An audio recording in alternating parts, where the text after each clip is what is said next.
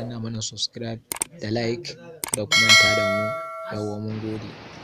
Domin duk mutumin natin da take da kansa wajibi ne akan ta kiyaye wasu abinci. Kai hatta macen da take da breast cancer in za ta yi amfani da ganyen gwanda ta yi haƙuri, wallahi za ta yi wata 3 nan cikin ikon Allah duk abin da yake damunta ko lumps ne na cancer wallahi sai Allah ya warkar da ita. Matsalar mu shine muna gaggawa kuma ba mu haƙuri mu tsaya a inda Allah ya halice mu. To yaya me prostate enlargement da prostate cancer ya kamata ya amfani da shi? Shine an samu babban ganyen ya kamata ya zama 6 liter, in an samu karamin ganye ya kamata ya zama 4 liter. Amma kafin a yi amfani da shi likitocin addini sun ba da shawara a wanke shi da gishiri, domin baka san kwarin da suka hau kai ba, baka san kuma daga inda aka ɗauko shi ba. In aka wanke sai a dafa shi. Dafa wanda ake masa kuma shine ana so a sa masa wuta kafif mutawassit, ba wuta bulbul ba. Idan ya dahu sai a bar shi ya kwana. Yana da ɗaci amma suka ce ɗacinsa bai da illa. Dr. Abdulna'im ya ce da mutane da su yi haƙuri a kan ganyen gwanda, ya ce wallahi duk cutar da yake damun ɗan adam sai Allah ya warkar da shi. Ya ce kai daga ƙarshe ma binciken da aka yi duk wanda yake shan ganyen gwanda ba ya tsufa da wuri. Kun san dalilin da suka ce? Kun san zai dawo. Kun san dalilin da suka ce? Suka ce duk cutar da take tsufar da ɗan adam Allah yana ba shi kariya ta hanyar itacen. Na farko ɗan shekara 25 matashi ne ko ba matashi ba, to yana da hawan jini, yana da ulcer, yana da typhoid, yana da malaria, yana da asalin pneumonia, sannan kuma yana da prostate enlargement. Ya tsufa ko bai tsufa ba? To aka ce duk wanda yake shan gwanda. Ni a kasar indiya ma na ga wani abokina Yusuf ya ce mun su mutanen indiya sun wajabta ma kansu duk gida kafin a ba ma yaro shayi ya sha sai an dafa ganyen gwanda an ba shi ya sha. Daga cikin binciken da likitocin duniya suka yi shine wata cuta ana ce mata dengue. Ita cuta ce da tafi yawa a kasashe waɗanda suke tsallaken mu. Aka ce cuta ce wanda har yanzu ba a samu maganinta ba. Amma ganyen gwanda kadai a kasashe irin su Malaysia, irin su India, irin su kasashe na Mexico da wasu yankuna na Amurka, ganyen gwanda kadai ake dafa mutum a bashi ya sha kuma Allah ya warkar da shi. Shi sa ka ce duk wanda yake shan ganyen gwanda irin su typhoid, irin su malaria na ma, ita ganyen gwanda kanta is anti-malaria. Kuma da yanzu da aka samu mutum ya dafa ganyen gwanda ya sha, suka ce duk wani family na viral infection Allah yana kare mutum. Kaga mutumin da yake da asma ganyen gwanda zai masa, mutumin da yake da bronchitis ganyen gwanda zai masa, mutumin da yake da pneumonia ganyen gwanda zai masa. Amma yaya zai amfani da ganyen gwandan? Shine suka ce zai samu ganyen gwanda guda ɗaya, ya samu bunch na garlic guda ɗaya, ya samu 6 liters guda haka, sai ya hada sai ya dafa. Ana so ya sha shi so 2 kawai ake so ya sha a rana. Mutumin da lafiyansa kalau ya hada waɗannan concoction ɗin yana shan sa, ka ba da sati guda ka ga yayi jikinka zai canza. Ganyen gwanda kadai yana maganin hawan jini. Amma tambayin da aka yi shine me yasa mutanen Afirka cutar hawan jini da shi suke mutuwa? Aka ce dalilin da yasa mutanen Afirka suke kamuwa da cuta kuma asali mafi yawa abincinmu shine ciwonmu.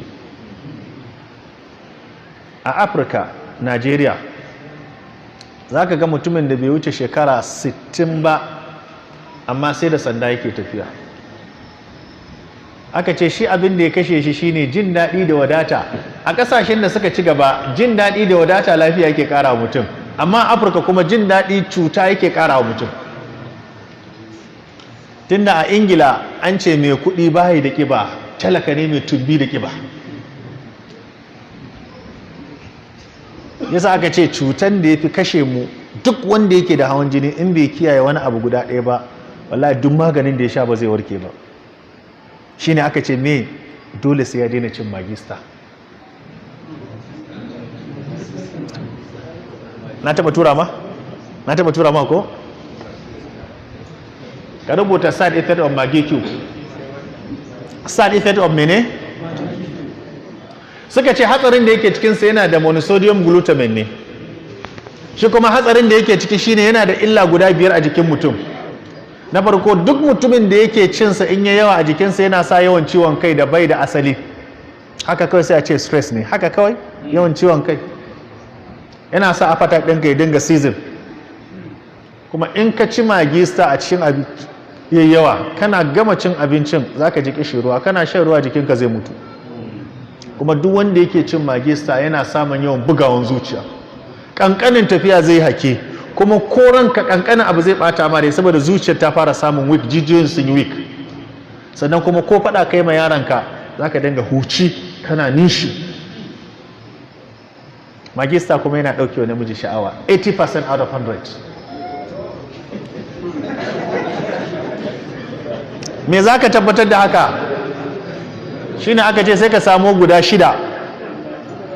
Guda 6 ko? In ka samu guda 6 zai ka samu 750 ml, kamar roban faro kenan ko? Sai ka jika. Idan ka jika, in kana so ka yi adalci ka gane amfaninsa da illarsa, ko ka sha ko ka ba wa bunsurun gidanka. An taɓa yi a Algeria na gani, an ba wa bunsuru wallahi sai da ya wata 6 bai barbara ba. Malam Abdullahi gobe ka jika ka gwada mana, in na dawo karatu baɗi sai mu ji. Magi sa guda 6 a jika shi a 750 ml ya kwana, da safe a ba mu wani dabba ya sha, a kalla yadda zai. To kai ka sha.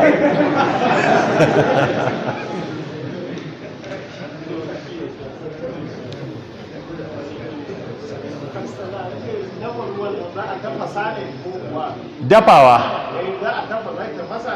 Ai sai in an ce dafawa sai ya tafasa, sai ya yi koyi. Mutumin da yake da hawan jini abinda ake so ya kaurace musu abu guda 3. Duk abin da ya san zai haifar masa da kitse a zuciyarsa ya rabu da shi. Na biyu kuma ya rabu da magi star. Ba magi star ba, duk wani abin da ɗanɗanansa yana da ƙarfi. Ku gane, duk ƙasar da suka ci gaba a duniya abincinsu bai da ɗanɗanon abincinmu. Haka ne? Ashe ya gwada cewa abincinmu ban burge ba ke. Ina ga lokaci ya yi ko? Tai. Duk ƙasar da suka ci gaba da aka ga ɗanɗanon abincinsu ba irin namu ba ne. Haka ne? To inda ko haka ne, ba magin ne illa ba, sinadarin da yake cikinsa shi ne yake da illa. An taɓa wani tattaunawa a gabana akan ruwan da 'yan Najeriya muke sha. Wani tattaunawa aka yi, wani close dialogue aka yi. Daga ciki sai aka yi misali da wani ruwa a Najeriya.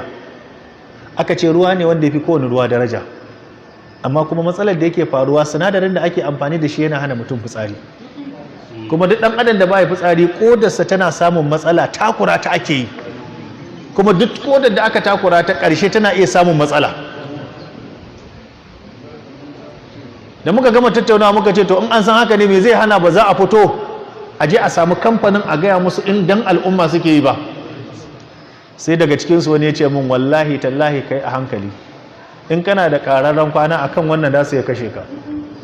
Ya ce domin a Najeriya ne za a je, har ya gaya min wani abin da ya ɓata min rai. Ya ce akwai abubuwan da wasu ƙasashe an kai musu sun ƙi karɓa, amma hukumar ƙasarmu ta karɓa saboda buƙatarta. Wannan muna addu'a Allah shirya mana su. To mai hawan jini ne ya kamata ya ƙaurace wa? Na farko ya ƙaurace wa magi. Kaga dangin magi akwai kafi zabuwa. Matanmu fa saboda ƙwarewar su fa yanzu wasu ba sa sa gishiri, magin ne shine gishiri. Kuma dan me yasa ma ba za ka yi ciwo ba kana ɗan Najeriya? Magin nan fa ban san nan mina ba fa, amma kamar Maiduguri da Kano fa shinkafa da wake marmasa masa magi ake da ɗan wake fa. Ta yaya za a yi lafiya? Kuma ku gane cututtuka, ku auna, na sha gaya wa mutane cewa abokinka sa'anka da yake ƙauye ya fi kaɗan maraya lafiya. Haka ne ko ba ka ba ne? to me ya janyo musu abinda suke ci sabanin abinda muke ci. Yanzu ka duba mafi yawan yayinmu da iyayenmu waɗanda suke fama da ciwon kafa, wallahi da su daidaici abincinsu da su samu lafiya. Mafi yawan abin da ke kawo musu protein ne. Ta za a ce ka ci nama, ka ci kifi, ka sha madara, ka sha nono, ka ci biredi. Dr. Abdullahi fa ya ce duk wanda yake cin daqiqul abdar ba zai taɓa yin lafiya ba. Yace daga shekara 40 in da ka sa biredi a gaban ka yace ba za ka taɓa yin lafiya ba.